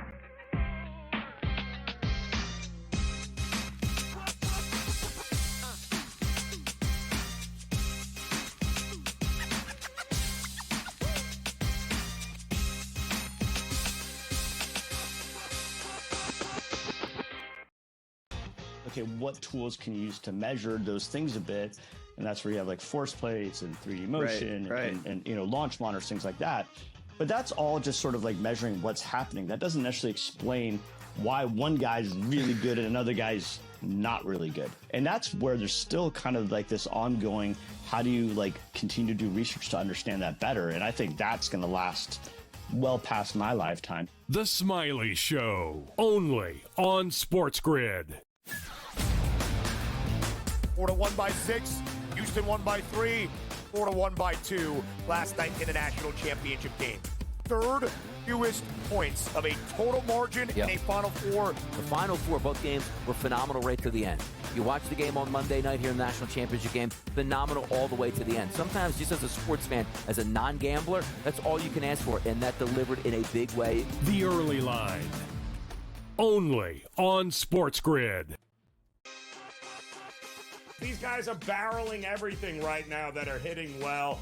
Pitching is usually ahead of hitting this time of year, but torpedo bats is what we're reading about, Tom, and I think it's hilarious. Will the pitching be out in front, or are the bats actually this strong? So it's going to develop over the course of weeks. And again, if all teams have the ability to do so, be creative with it and get out there and use it.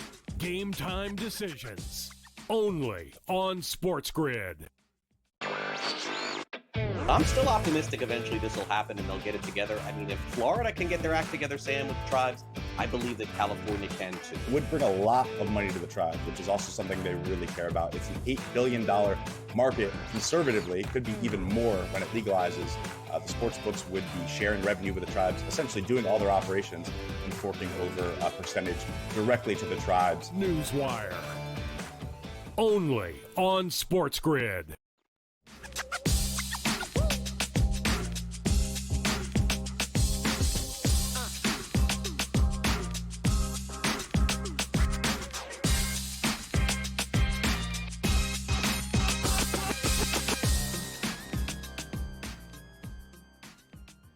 All right, welcome back in Game Time Decisions here on the SportsGrid Network. I'm Joe Raineri. Appreciate you stopping by as we are off and running on a couple of Major League Baseball games that remain. Still no score, by the way. Bottom of the second, I believe, Philadelphia and Atlanta going head-to-head. Still 1-1, Toronto and Boston. Looks like they're in the fifth inning here. And Tampa still up 4-1 as they head to the bottom of the second inning. And, of course, we have got you covered all night here. In-game live coming up at the top of the hour with our next guest, the one and only Mr. Scotty Wetzel in the house. He'll have you covered on these. Plus, well, we got two other games getting ready to go here. One of them in Kansas City with Minnesota taking on the Royals. Royals get it done again last night, looking to sweep Minnesota. Minnesota looks like a hot mess. They lost Lopez early in that game last night. I mean, what are we doing in this one here? Do we trust Minnesota to bounce back? I don't think so, Joe. I mean, it's kind of weird with this Kansas City team, right? I mean, I don't get why the boys in Vegas, they don't like them. You know, the games against Baltimore this past weekend were basically pick 'em. They end up taking 2 of 3. You know, they're 6-5, which isn't the greatest in the world, but it's better than 3-8, which is what Minnesota is, including 2-6 on the road. And I heard you and George talking about it. It's true. I mean, you Seth Lugo, one of their better pitchers. He's not Cy Young, but he's certainly capable. And the game is pick 'em at home. Kind of weird. I thought it was a pro-Baltimore thing over the weekend, but the numbers have been the same against Minnesota these first 2 games. For whatever reason, the boys in Vegas don't like Kansas City, so you want to give me Kansas City at home pick 'em with one of the better pitchers on the hill? I'll gladly take that. I am with you there. Also, the late night one, Milwaukee and Colorado. Milwaukee gets it done yet last night, I believe, 7-1, so we didn't get the over there. We're hoping to get the over tonight in here, but we got to just hope the Colorado can add enough here, which they haven't done all that much this season. Yeah, this almost looks too good to be true. Milwaukee's 6-1 their last 7 after getting just embarrassed by the Stankies, you know, opening 3 games. It's really been pretty profitable for them. Meanwhile, Colorado's 1-7 their last 8. I mean, they're not any good, so it's going to be a season-long struggle.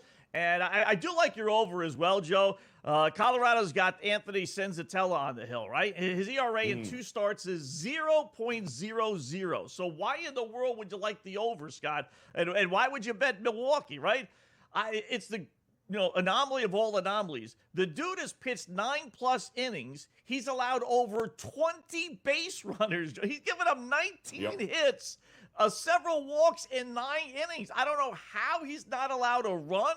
Maybe there was an error in there and a bunch of runs scored, so they didn't count as earned runs, but that's not going to continue. You don't give up 20 base runners in 9 innings and continue that stretch, right? He can continue to pitch poorly, so that's what I think is going to happen tonight. So that's why I'm going to grab Milwaukee. Only minus 140, 142 you see there. That's not a bad price for a red-hot Milwaukee team.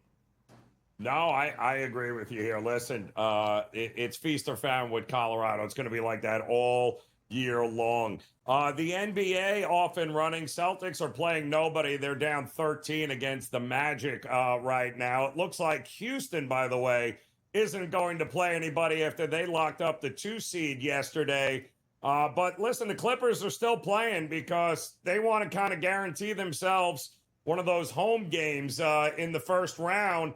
What gives you? I saw this earlier. It was 4 or 5, and then it got shut up to what, 10 and a half for the Clippers now? Yeah, listen, this was going to be a real good night in the NBA. Sit back, watch a bunch of games, close out the season here. Teams battling for playoff spots, Joe. But you said it. Celtics are resting everybody. And when you say everybody, all starting five is sitting. All starting five is sitting for the Houston Rockets. And all starting four is sitting for OKC Thunder tonight as well. So it's like all these great games are just, thrown away because it's the NBA. So that's why that lines up to 10. I like playing on these teams that rest these star players. I'm going to do it here with Houston, but, I would temper your enthusiasm because, you could rest one or two, but they're resting everybody. So, and they're coming up with these phony injuries. Clippers are great at home. But, boy, Houston, 15-2 their last 17 games. You'd think they would want to continue that and keep that flowing. So I'll grab the 10 you can get right now at some sites and hope the Rockets at least cover, let alone maybe win the game outright. Oh, huge night in Dallas tonight here, Scotty. Oh, my goodness, the whole world. Lakers. It's Doncic's return. Listen, nobody forgets what? You think Anthony Davis was happy he was shipped out of L.A. to go to the Dallas Mavericks? Why are we not playing every prop he's got in this game here, Scotty?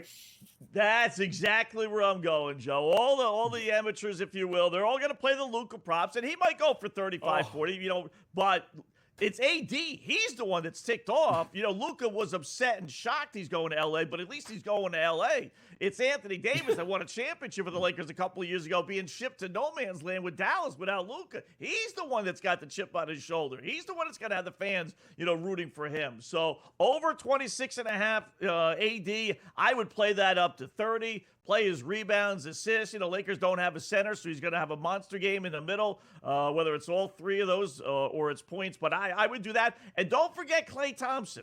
This guy averages 19 points a game against the Lakers, including twice this year. His number's only 12.5. He loves, his father played for the Lakers. He grew up a Lakers fan. He loves playing against LA, always does well. So let the others bet the Luka stuff. You guys, go bet Dallas's props. Go bet Anthony Davis. Go bet Klay Thompson. And I bet you go 2-0. We got Denver playing their first game since ownership thought it'd be great just to fire everyone 6 days before the postseason. makes total sense. And I'm sorry, I still don't think they're going to play any defense here tonight. How is this thing staying under 240 points in any way, shape, or form here tonight, Scotty? Yeah, you see it all the time, Joe. These coaches get fired, especially a hard guy like Mike Malone like he was. I'm going to play over Denver props. Start with Joker, go all down the line, see who's playing. Murray's not playing tonight, but all the other main guys, I think this is a breath of fresh air. They're going to run and gun. I like Denver to win the game as well, the old coach's fired system, but yeah, definitely play their props. Get some props going here tonight. Scotty, we'll see you here at the top of the hour. We'll close it out. Game Time Decisions on the grid.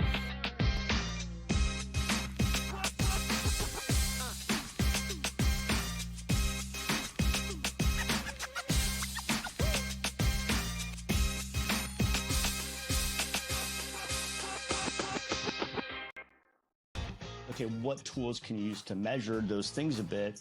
And that's where you have like force plates and 3D motion and launch monitors, things like that. But that's all just sort of like measuring what's happening. That doesn't necessarily explain why one guy's really good and another guy's not really good. And that's where there's still kind of like this ongoing, how do you like continue to do research to understand that better? And I think that's going to last well past my lifetime. The Smiley Show, only on SportsGrid. Florida won by 6. Houston won by 3. Florida won by 2 last night in the national championship game. Third fewest points of a total margin in a Final Four. The Final Four, both games were phenomenal right to the end. You watch the game on Monday night here in the national championship game, phenomenal all the way to the end. Sometimes just as a sports fan, as a non-gambler, that's all you can ask for, and that delivered in a big way. The Early Line, only on SportsGrid. These guys are barreling everything right now that are hitting well.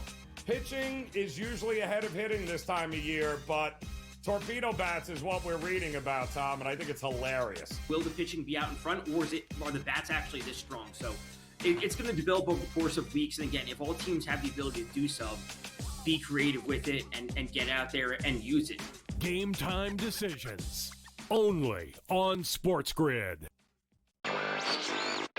I'm still optimistic eventually this will happen and they'll get it together. I mean, if Florida can get their act together, Sam, with the tribes, I believe that California can too. It would bring a lot of money to the tribes, which is also something they really care about. It's an $8 billion market. Conservatively, it could be even more when it legalizes.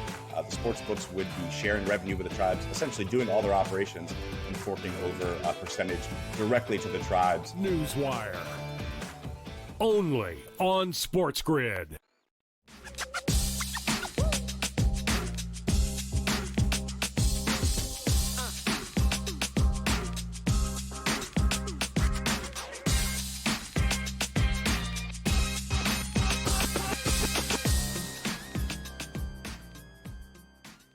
All right, welcome back in here. Game Time Decisions on the SportsGrid Network on this Wednesday as we get ready to pass the baton off. Coming up in just a few minutes here, in-game live. Scotty Wetzel and the crew will have you covered on all the games remaining here tonight. We do have a couple of updates for you.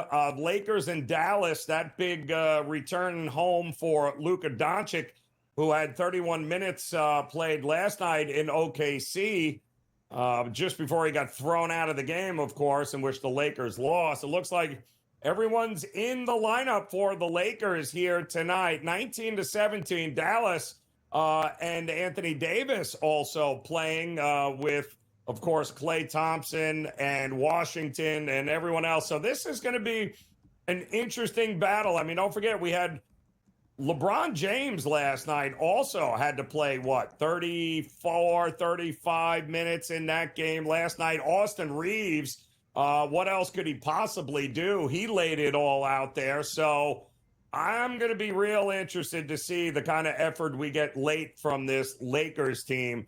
And Dallas, to their credit, with Anthony Davis, I think he's only played 7 games for him. This will be their 8th, but they are 5-2 in the games that he has played, and I agreed with Scotty. Just give me his over props. I took his over rebounds, take his over points.